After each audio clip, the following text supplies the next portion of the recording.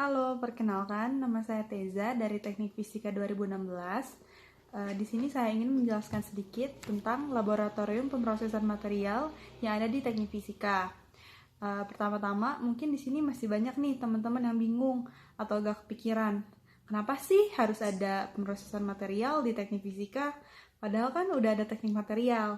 Nah, jadi begini teman-teman. Berdasarkan pengalaman dan pengamatan saya, jadi untuk topik-topik yang ada di laboratorium pemrosesan material, biasanya sintesis material yang dilakukan itu berkaitan dengan dasar-dasar keahlian yang kita dapat di teknik fisika.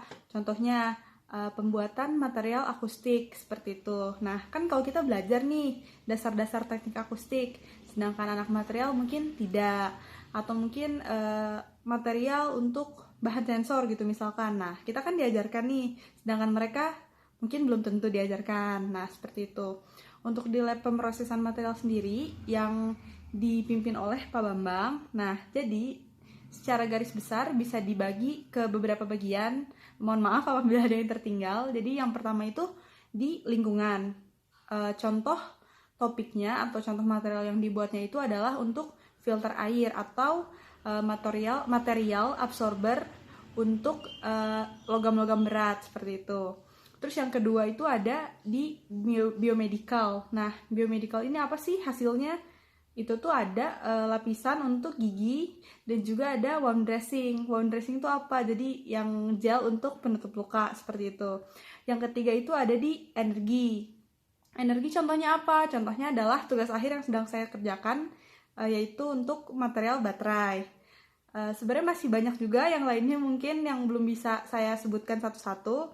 Kalau misalkan tertarik mungkin boleh bertanya lebih lanjut ke saya ataupun ke dosen yang berkaitan.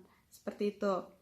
Untuk materi atau mata kuliah yang berkaitan itu yang pertama tentunya fisika material ya. Di situ teman-teman bisa belajar, bisa tahu bagaimana sifat fisik material seperti itu. Yang kedua itu ada di mata kuliah pilihan pemrosesan material, tentu saja. Nah, di situ kalian bisa belajar dan tahu pada saat proses sintesis kira-kira faktor-faktor apa aja nih yang dapat mempengaruhi dalam proses sintesis.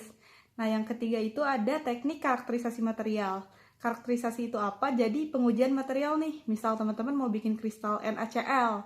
Nah, jadi dengan karakterisasi teman-teman bisa tahu apakah benar di material yang kita buat itu terbentuk kristal NaCl atau mungkin material yang lain, seperti itu.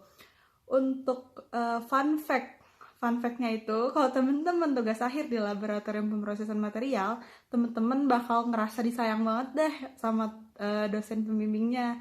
Dan juga dosen pembimbingnya bener-bener kayak ramah, enak banget, dan insya Allah nggak akan menyusahkan untuk kedepannya. Mungkin itu aja sih. Untuk pertanyaan lebih lanjut bisa nanya nanti aja ya. Oke, semangat semuanya.